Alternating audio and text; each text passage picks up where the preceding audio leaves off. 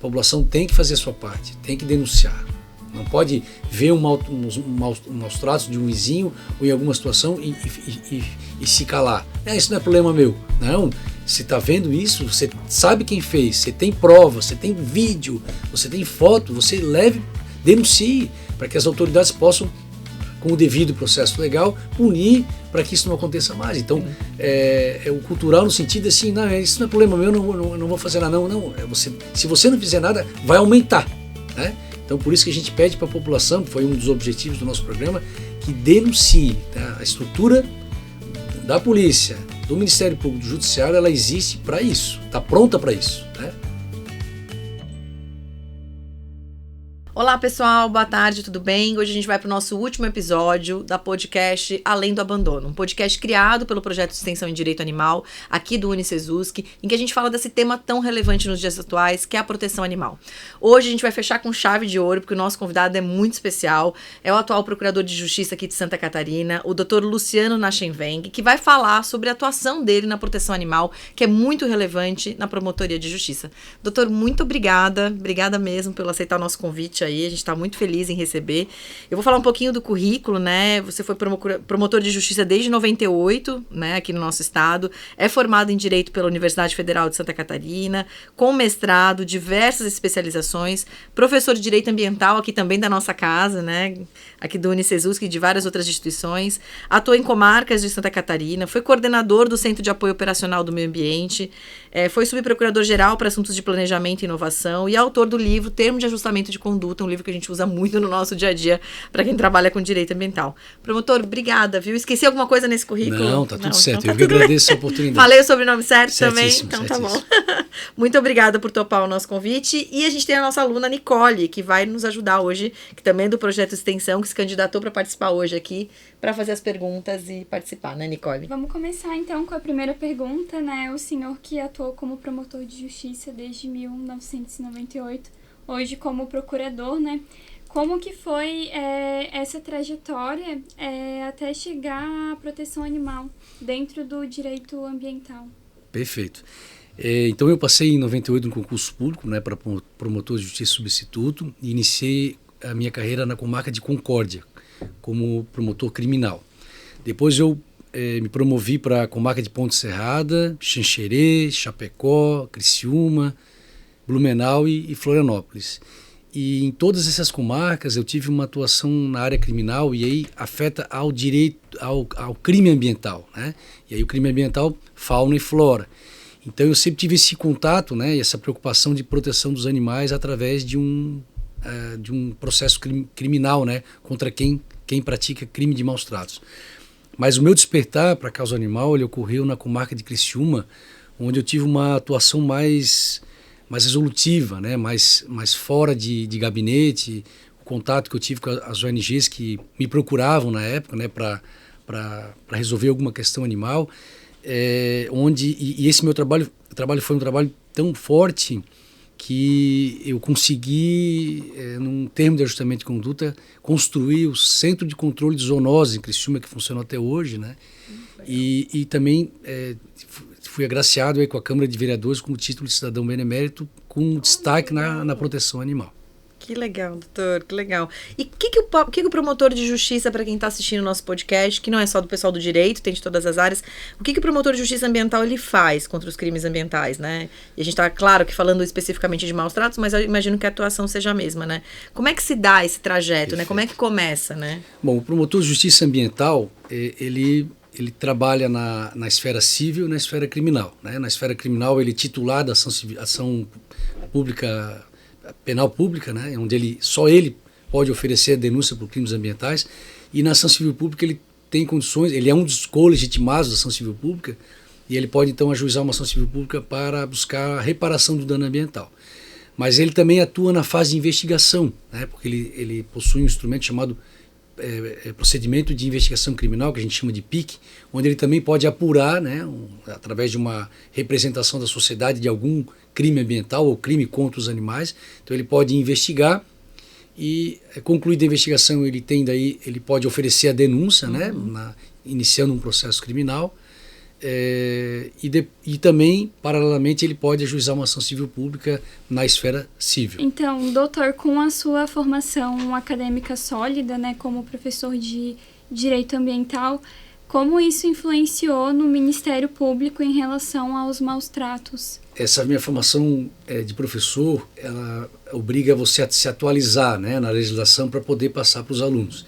Então, essa parte de crimes de maus tratos aos animais, ela é uma legislação que muda muito, né? Então, isso fez com que eu ficasse mais atento, né?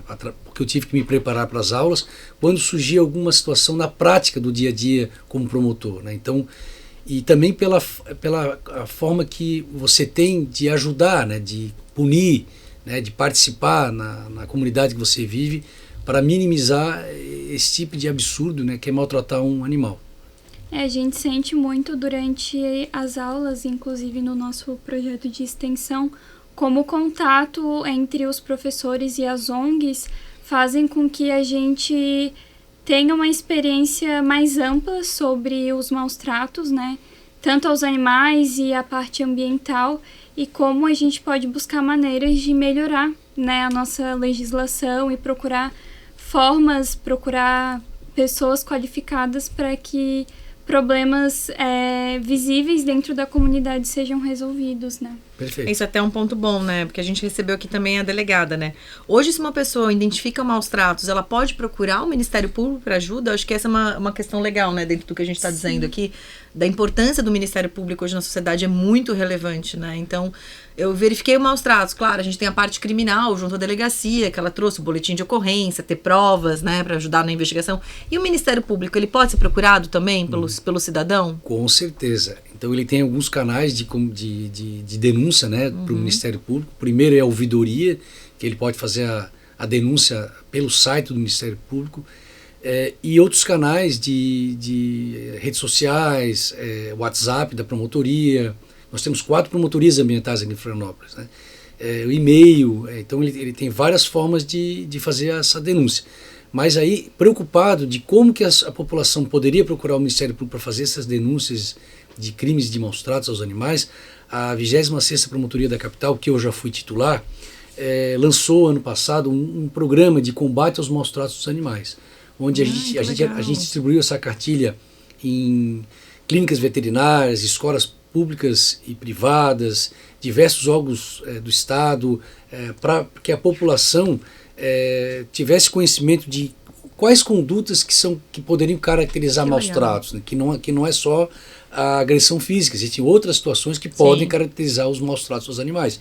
E o mais importante, utilizar dessa cartilha através do QR Code para fazer a denúncia para o Ministério Público. Como fazer essa denúncia? Olha que legal, doutor. Então hoje essa cartilha, esse lançamento desse programa aumentou muito a denúncia para o Ministério Público, porque a população basta, né, abrir o QR Code e vai aparecer um questionário, né, um formulário que vai ser preenchido e o enviar vai diretamente para a promotoria, que já começa a investigar, né, o crime de maus tratos. Olha que legal, então, depois a gente compartilha então esse link, né? Então essa é a campanha que a gente fez para justamente fazer com que a população saiba que o Ministério Público também pode receber as denúncias.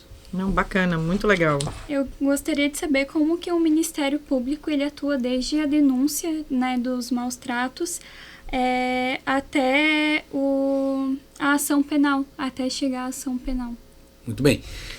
Então, como eu havia dito, o Ministério Público ele pode iniciar uma investigação criminal, né, para apurar o crime de maus tratos aos animais.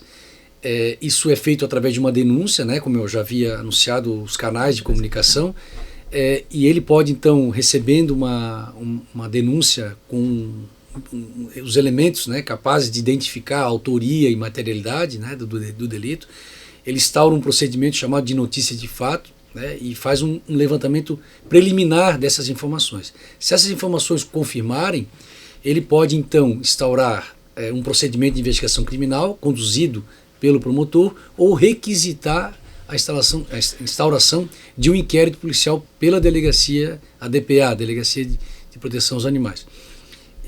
E com a conclusão dessa investigação, do inquérito policial, ou do PIC, que a gente chama, o promotor então recebe esse caderno indiciário, né, e ele então se houver elementos de prova, né, de autoria e materialidade, ele oferece a denúncia criminal.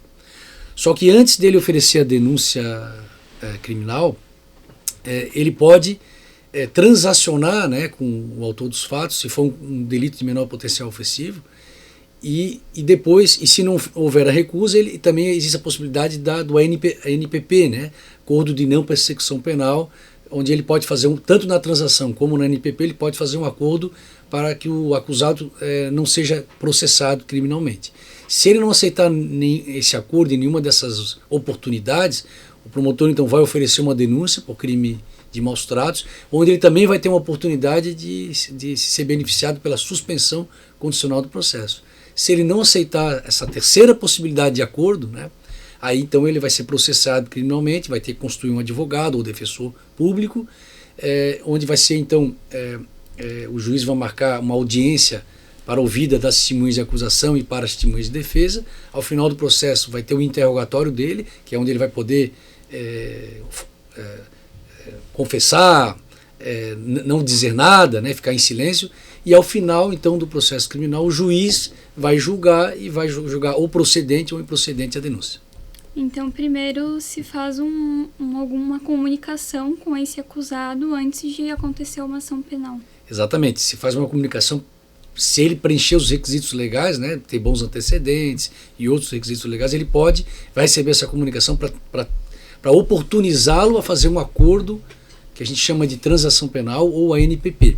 Ou seja, dada muita oportunidade para a pessoa tentar resolver isso antes de entrar numa ação penal, né? O que eu não sei se eu fico feliz ou triste, né? Perfeito. Porque a gente acaba, né, fazendo com que o crime não seja levado tão a sério como deveria pela pena ser muito baixa, né? Perfeito. Quando a gente pensa em maus tratos, doutor, principalmente aqui em Florianópolis, que é onde a 26ª mais atua com esse projeto, muito lindo, por sinal, parabéns, assim, acho que a gente deve ser exemplo em várias promotorias do Brasil, que eu já vi que o senhor o doutor já ganhou prêmios até. Exatamente. Qual que são os casos mais significativos aqui de maus tratos, assim, se a gente for pensar qual que é o tipo mais comum, né?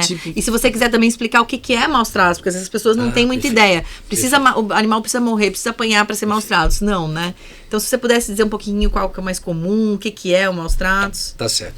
Então, essa cartilha que nós lançamos, esse programa de combate aos maus tratos, ele justamente traz à população as informações de quais condutas que caracterizam maus tratos para fins de crime ambiental, né?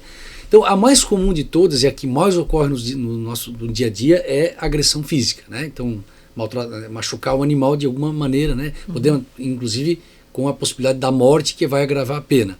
Depois, o abandono, né? A grande Florianópolis também é campeã, né, do abandono de animais. O cidadão comprou, ou adotou, não quer mais saber e larga na rua. A delegada até trouxe, a cada 10, 4 casos são de abandono, né? O número é muito relevante, né? Perfeito. Mas existem outras condutas que não abandonam a agressão física, que também caracterizam os maus tratos. Por exemplo, a ausência de exercício físico do animal, condições inadequadas de cuidá-lo na sua residência, descuido com a higiene, envenenamento também, infelizmente é bem comum exploração econômica exagerada, né? Exposição a temperaturas extremas, né, no caso, falta de interação social, maus tratos psicológicos, maus tratos sexuais, infelizmente, né? Negligência, acontece muito, privação de liberdade, deixar acorrentado 24 horas, né? E sobrecarga de atividades, que a gente vê muito nas carroças, né? Principalmente então, cavalos, né? Cavalos, exatamente. Então são várias condutas que caracterizam o crime de maus tratos e o cidadão pode ser processado e receber uma pena.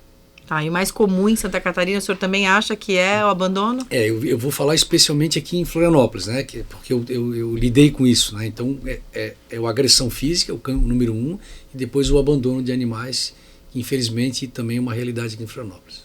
Vamos falar agora um pouquinho da legislação, quando a gente fala da causa animal, né? A gente tem várias condenações, mas a gente sente que as penas não são tão rigorosas. E a gente teve até uma lei recente, que é a Lei de Cadeia para Maus Tratos. Isso. Como é que o Ministério Público vê isso? Falta lei? O que falta, né, doutor, quando a gente pensa... Né, para o cidadão, e ainda mais com os casos recentes que a gente tem visto, que a gente sabe que teve o calo-orelha, mas a gente tem vários casos, às vezes até piores, que não tiveram tanta repercussão midiática. Mas o que está faltando, né? Eu acho que como promotor de justiça e representante de nossos direitos difusos coletivos, que está lá, né, sendo porta-voz da sociedade, o que está faltando, né? Assim, primeiro a denúncia, né? Eu acho que tudo só pode partir por uma punição se a gente receber a denúncia. Então a população tem essa obrigação de trazer, né, aos órgãos públicos, né, a Polícia Civil, Polícia Militar Ambiental, ao Ministério Público, denúncias de crimes de maus tratos para que a gente possa apurar, né, e processar e ao final a condenação que vai servir de exemplo, né, para ele, para quem estiver próximo dele, né. A gente percebe assim muitas vezes uma dificuldade, a demora, né, num processo judicial, né, criminal.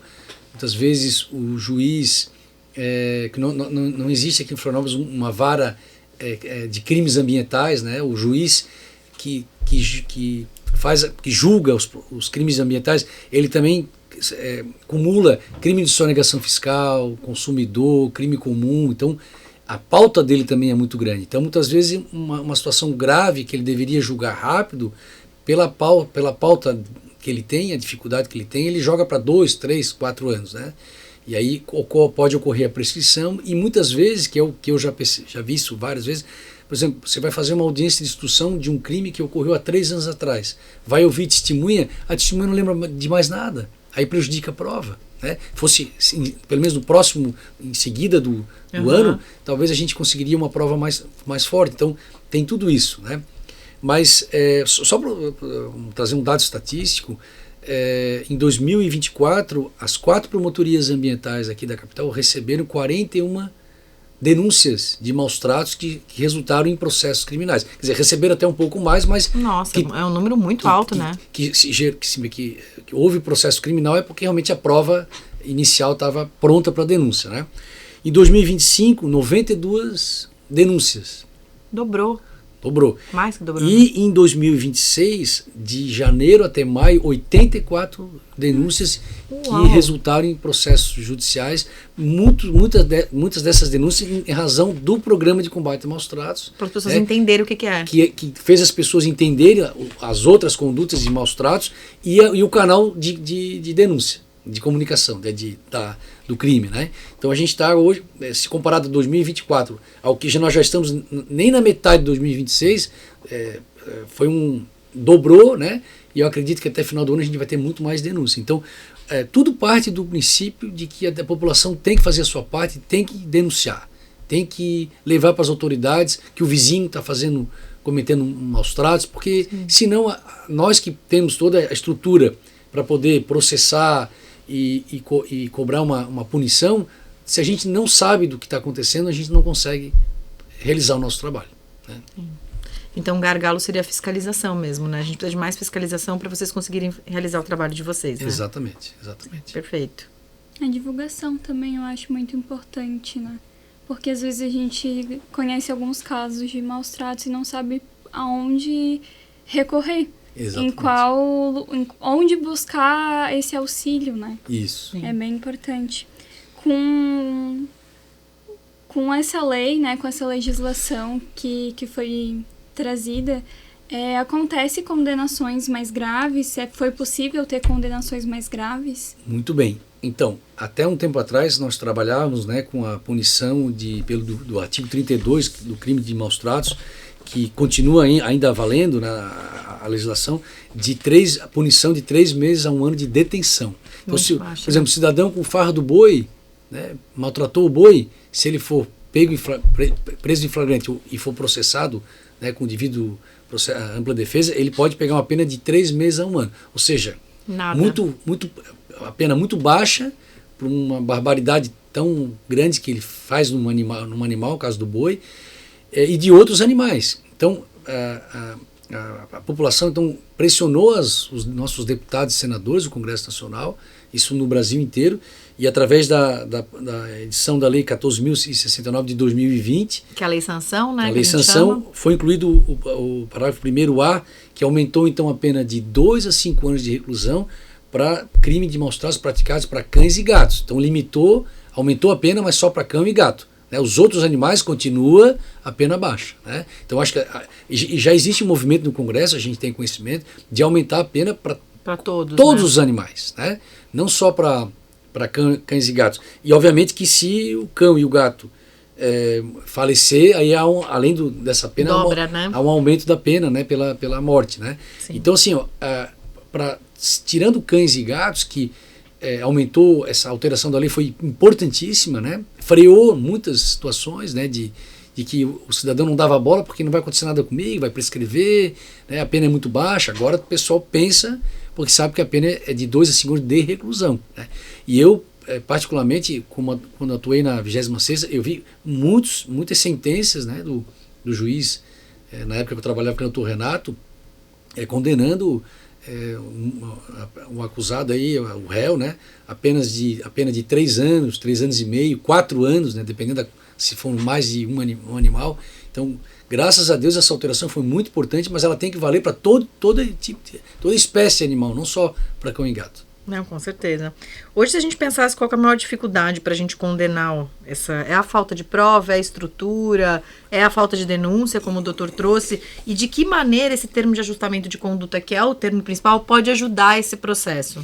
Né? Serve como uma forma eficaz da gente conseguir fazer que tenha essa articulação entre todas, ONGs, protetoras, essa articulação em rede, né? Isso, exatamente. Então, a dificuldade hoje na punição, ela está relacionada à falta de provas, mas mais no sentido do tempo que leva para fazer uma audiência de instrução e julgamento, que é onde você vai ouvir as testemunhas, e fazendo que as testemunhas esqueçam, né, do que aconteceu há 2, 3 anos atrás. Aí prejudica a prova, o juiz vai absolver, né? Então, se fosse logo, a chance de condenação seria maior, né? Outra situação é a denúncia, né, que a gente poderia estar processando muito mais pessoas que maltratam os animais, do que esse dado estatístico que eu trouxe, se as pessoas tivessem coragem e fizessem a denúncia, né, para as autoridades, para que a gente pudesse iniciar uma investigação. E a população muitas vezes tem receio, porque na maioria das vezes é o vizinho, né, que está causando os maus tratos, que consegue perceber, e muitas vezes não leva a denúncia porque vai se indispor com o vizinho é agressivo, o vizinho vai me perseguir. Eu tenho a denúncia anônima, pode ser anônima, mas eu sei que de repente ele pode descobrir que fui eu que fiz a denúncia e vai sobrar para mim, uma coisa assim, né? Então isso também dificulta as pessoas terem coragem de denunciar o crime de maus tratos, né? Mas em suma é isso, é o tempo que leva, né, o fim do processo criminal, e aí muitas vezes a prova se perde no caminho. Sim. É muito comum também de acontecer casos onde cachorros em situação de rua são envenenados, né?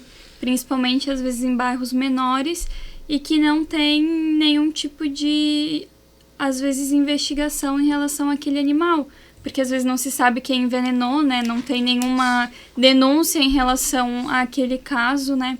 Eu trago também hoje que em lugares de interior é muito mais comum os maus tratos aos animais, não a cães e gatos, mas em áreas agrícolas a cavalos, por exemplo. Eu participo de cavalgadas e é muito comum você ver pessoas levando cavalos doentes que não aguentam o trajeto e acabam falecendo durante o caminho. E como é uma questão cultural, como a farra do boi, né, não existe essa denúncia, né? Então, a pessoa que deixou o seu cavalo falecer durante uma cavalgada é amigo dos outros que estavam participando, não vai ser denunciado e não vai ser apurado, não vai ter nenhum tipo de acusação em relação a essa situação, né? E esse tipo de fato que você acabou de falar do cavalo específico é um crime de maus tratos, assim, visível, né? Visível, sim, né? Que se fosse apurado, com certeza o cidadão receberia uma punição. Não, com certeza. Aí, por exemplo, a gente também tem uma situação da rinha de galo, né? Várias situações de outros animais, exatamente, né? Sobre isso. Rinha de galo, briga de pitbulls, né? A gente tem também muitos cachorros, exatamente, né? Mas a rinha de galo hoje, aqui em Florianópolis, é uma situação bem complicada, porque eu participei de algumas investigações e denúncias, né? Florianópolis hoje não tem lugar, vamos supor, o cidadão é pego em flagrante com 50 galos para a rinha de galo, né? Florianópolis hoje não tem um local para receber esses galos vítimas de maus tratos, para serem recuperados, tratados, coisa parecida. A Adbeia não recebe, a cidade que não recebe, fica um. Aí nós ajuizamos a ação civil pública contra o município para exigir que tenha um local adequado para receber, por exemplo, o galo vítima de maus tratos da rinha de galo. Daí, hoje, como não tem um local para receber, o próprio acusado fica um depositário fiel.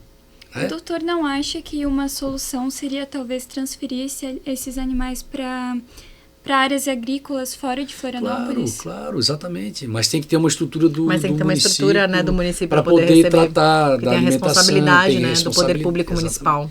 Não adianta ter uma atuação rígida do Ministério Público se não tem para onde ir esses animais, né? Se o próprio agressor ficar como depositário fiel, é até um contrassenso, né? Isso. E aí, no pedido liminar que nós fizemos, nós falamos assim para o juiz, né? Já que não tem como aumentar a estrutura de canil para receber mais animais, ou mudar a área do Odibéia para uma outra área que pudesse aumentar a estrutura, vamos dizer assim, então que o município faça convênio com clínicas particulares de veterinário para receber esses animais que estão lá na porta para entrar, precisando de atenção, né? E o juiz na época não deu a liminar, nós agravamos no Tribunal de Justiça e o tribunal deu provimento ao nosso agravo, né? Legal. E hoje estamos em fase de execução dessa decisão em agravo para que o município comprove, faça convênio com clínicas particulares para receber esses animais que hoje não tem como receber. Então, foi um avanço, né, por parte do Ministério Público conseguir em grau de recurso, né, de agravo de instrumento. Agora, a questão não é só essa, né, a questão agora é a efetividade da decisão, né? Vamos ver se o município vai cumprir. Sim. Para isso que serve o controle jurisdicional das políticas públicas, né? Para a gente ver acontecer, né? E foi muito levantado aqui questões relacionadas à zoonoses, à leishmaniose, à esportricose, esporotricose, né? Que são doenças que estão muito relevantes hoje no tema de saúde pública, né? Então a gente está falando de meio ambiente, mas a gente também tem que se preocupar com a questão da saúde pública, né? Ela é tão relevante quanto esse direito à vida, ele é também a própria proteção dos nós, seres humanos, né? Não só os animais, né? Quando a gente fala dessa articulação e até do desafio que a gente tem por trás, porque a gente está falando de muitas instituições diferentes, como é que se dá essa articulação hoje entre o Ministério Público, a delegacia, os vereadores, as ONGs? Isso funciona bem? Isso precisa melhorar, né? A gente sabe que há um denominador comum que é a necessidade de proteção dos animais, né? Mas como isso acontece na prática, né? Certo. Então, assim, a relação do Ministério Público com a Polícia Civil, a Polícia Ambiental, até mesmo os vereadores, ela é muito boa, de diálogo, de receber um ou outro, de trabalho conjunto, de investigação conjunta, de apoio. Ela acontece e ela é essencial, né, para a causa animal. A nossa dificuldade maior é justamente o convencimento do município, né, de ampliar a estrutura do DIBEA, ampliar o combate à esporotricose, à leishmaniose, que a gente cobra muito do município. Então, o que falta muitas vezes é vontade mesmo por parte do município de melhorar a sua estrutura, né? E aí, infelizmente, quando a gente não consegue esse diálogo, a gente é obrigado a judicializar. Ninguém quer judicializar, mas chegou a esse ponto porque todo tipo de conversa anterior foi feita e nada aconteceu. Então, para nós do MP, o trabalho em conjunto com a Polícia Civil, através da doutora Mágio, né, e a Polícia Ambiental, assim como a vereadora Pri, né, é um trabalho muito importante e tem que continuar para algumas situações, mas outras, infelizmente, a gente tem que agir isolado, porque a gente busca vai ter que resolver através de uma ação judicial. Você está buscando um direito coletivo, né? Então, se ele não vai pela via ordinária, que vá pela judicial. Ninguém né? é contra ninguém, a gente está defendendo o coletivo. O interesse da nossa sociedade, né? Isso. Não, perfeito. Doutor, na sua visão, a situação socioeconômica e a falta de castração em massa, ela influencia a forma como o Ministério Público deve atuar mais efetivamente? E a gente vê muito comum, assim, em comunidades, pessoas que não têm uma condição financeira favorável, né?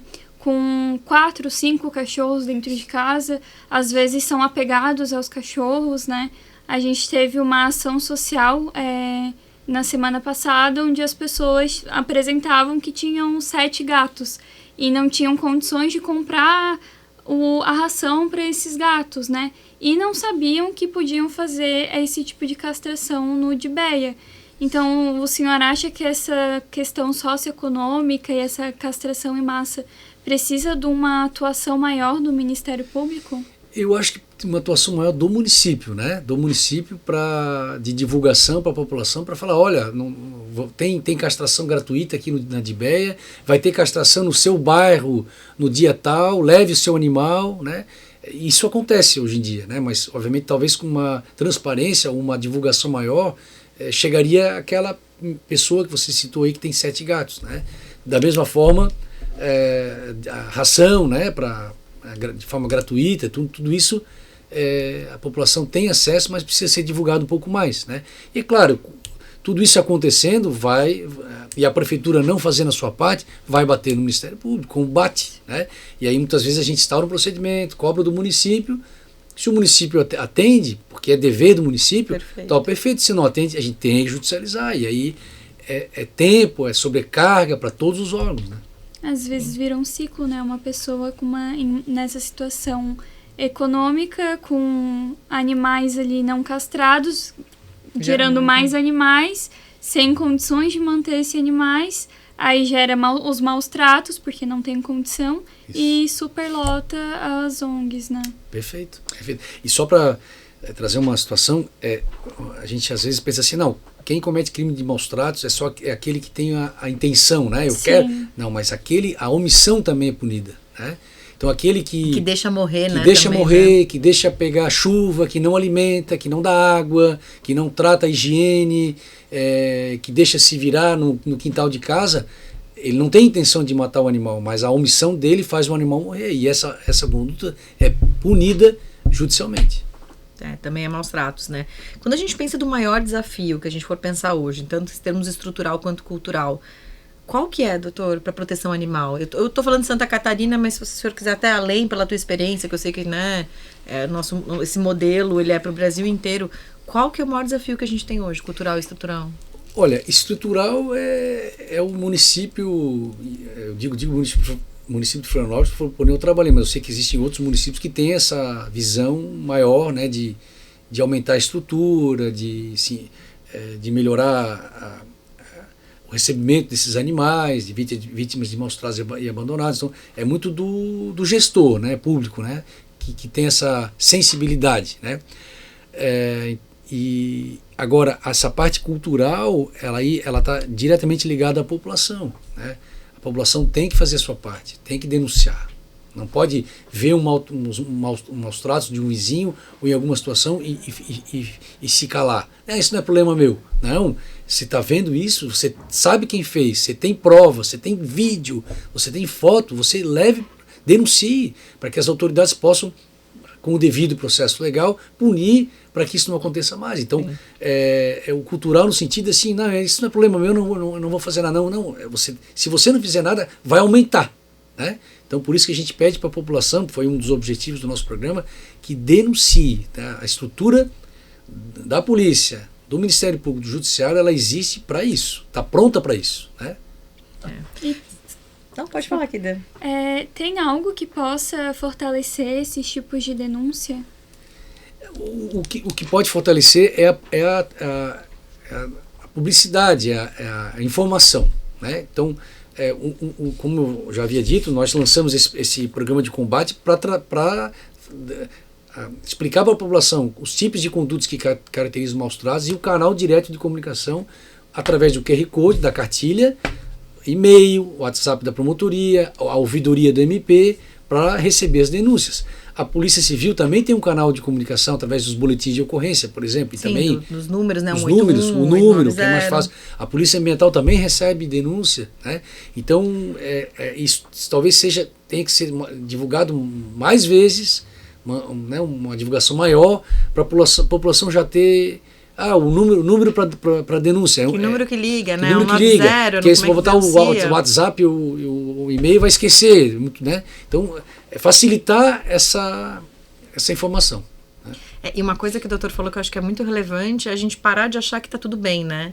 Que eu acho que a gente tem essa questão com alguns tipos de crimes, assim, e eu falo bastante isso em sala de aula. Não, mas está tudo bem, o passarinho sempre ficou preso. A vaquejada era uma questão cultural. Não, tem um determinado momento na sociedade que a gente vai evoluindo culturalmente, né? E que certas coisas que antes eram certo normal, eu já vou colocar entre aspas, hoje em dia não é mais normal, né? E eu brinco quando eu falo com os alunos, não, professor, mas isso é normal, né? Eu falo, bom, mulheres não votavam alguns anos atrás, isso também era normal. Né? E precisou alguém um dia dizer isso não é mais normal, para que a gente teve uma mudança na sociedade em relação.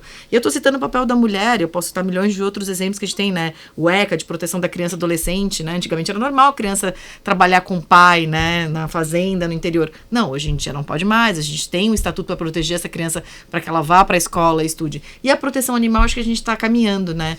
Querendo ou não, a mídia nos permite mais esse acesso, a gente se aproxima mais desses casos, que eu não sei se é felizmente ou infelizmente, porque às vezes a mídia também é utilizada por né? Eu brinco, ela já condenou, ela já julgou e já transitou em julgado, né? Mas ela traz essa aproximação. Então, eu acho que também essa mudança de paradigma em relação à causa animal é normal, tá tudo bem, sempre foi assim, né? Sabe onde é que as coisas deram a mudança, né, de consciência, de defesa dos animais? Na medida em que muitas famílias passaram a ter o seu pet dentro de casa, o seu animal dentro de casa, seu gato, seu cachorro, passarinho não tanto, mas é o gato e o cachorro. Então hoje, se tu for fazer uma pesquisa, por exemplo, eu tenho um pet em casa, você tem? Tenho. Você tem? Também. Não tenho. Não tem, mas tudo bem, um dia vai ter, né? Vamos adotar um agora. Exatamente, então quando você tem um animalzinho que você dá água, dá comida e ele te troca, te dá carinho, você se comove com ele, você percebe o quanto ele é frágil. Sim. Frágil, que ele precisa de você. E aí você não consegue imaginar um bichinho daquele que te dá tanto carinho, todo dia que você chega em casa ele está abanando o rabo, né? Sempre de bom humor para te receber, e você vê uma situação próxima da sua casa ou na televisão de alguém que maltrata um bicho desse inofensivo, você fica indignado. Né? Então isso está despertando muito nas pessoas essa indignação. A nova família multiespécie que a gente fala, né? O animal deixou de ser coisa, começou a ser um membro da família. Membro da família. Então isso está despertando que as pessoas fiquem mais ligadas nessa situação de maus tratos e ajam, né? Oferecendo denúncia para as autoridades para que isso não aconteça mais. Sim, tá mudando o paradigma, né, desse olhar para esse animal, né? Não, perfeito, é exatamente isso, né? E que mude cada vez mais, né, doutor? Para que a gente consiga criar legislação e as políticas públicas, tanto em legislação federal, lei de crimes ambientais, como as próprias políticas públicas municipais se sensibilizem, né? Porque a gente precisa isso, de pessoas do executivo que sensibilize, que leve essas demandas, porque a gente também, uma coisa que foi muito levantada nos podcasts anteriores, a gente precisa de indicativos, a gente precisa de indicadores, dados, para transformar, para que isso se torne políticas públicas sólidas. Perfeito, né? Perfeito. Não, maravilhoso, é isso aí. A gente trouxe, assim, esse caso do animal não ser mais um objeto, né? Ele fazer parte da nossa família, assim. No interior a gente tem um sítio, né? E enquanto meu pai construía a casa lá, ele sempre ia sozinho. Então é bem distante daqui, ele passava muito tempo lá. E tinha um cachorro que provavelmente ele foi abandonado, porque é lugar de interior. Então as casas são muito distantes, acontece bastante abandono. Que ele sempre seguiu o meu pai até em casa. E depois de um tempo, a gente chegava de carro, parece que ele sentia que era o meu pai, ele já ia atrás. E aí o meu pai foi pegando apego ao cachorro, foi se apegando. Hoje em dia já tem casinha, já tem comidinha pro cachorro. Quando a gente vai pra lá, o cachorro já dorme dentro de casa.